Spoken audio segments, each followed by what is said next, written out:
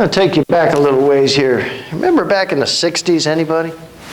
A lot of you getting old, aren't you? In the early 60s, I was a little boy, a younger boy than I am now. And I used to watch a TV show. We had a TV in our house. We were one of the first in the neighborhood. It was about a whole, 2 or 4 inch tube in a 7-ton cabinet. And there it was. And we gathered and turned the knobs. You had to actually get up off the couch and go turn the knobs. And we'd get about 3 stations. We had rabbit ears, with tinfoil hanging off them everywhere, just so we get a better picture. And there was a show that came on, and I saw every episode, and probably about 10 times, and it was called The Monkees. Y'all remember that? Hey, hey, we're the monkeys. People say we're monkeys. Well, I got that in my head, and I was singing it all last week. I was playing. We got one of them little Alexis things where you say, hey, Alexis, play the Monkees, and she'll play them over and over and over again. Carol was getting angrier and angrier, saying, turn that nonsense off. And, I have a lot of weapons in my kitchen that she utilizes, and one of them is a spatula about this big. And she picked that up, and she said, one more monkey song out of you. And I didn't really believe her at first, but then I saw her face, and I'm a believer.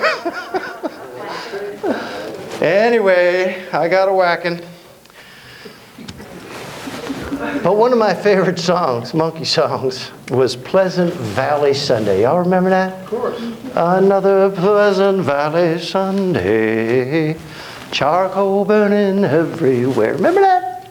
Early 60s. That was pretty much my life. Pretty much my neighborhood. I mean, Sunday morning, we'd get up, go to church early, but then afterwards, that afternoon, man, you could just smell that charcoal. Everybody had their little thing out there with the charcoal burning, and they were cooking, and we were laughing and yelling over the fence, and neighbors coming together. It was just such a wonderful time to be a little 8-year-old boy, and enjoy that, and see mom and dad and he cooking and laughing and playing games, and of course always had a football out there, always had a football game going, and it was fall and it was fun.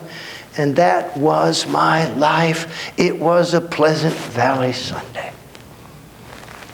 That was in the early 60s, 62, 63. By 69, another thing had happened. The women decided to burn their bras. I never knew what that meant anyway. Black Panthers started raising their fists in anger, and the hippies were rebelling against everything, but most of them couldn't remember what it was because they were stoned. We had all manner of group and angry mob, and it was, I liken the late 60s, early 70s kind of unto Grand Central Station at New York. And you got 9 trains coming in full speed, and none of them are willing to yield. That was the 60s and early 70s. You remember that? Everybody was hating everything. Hating. Just what happened to my Pleasant Valley Sunday?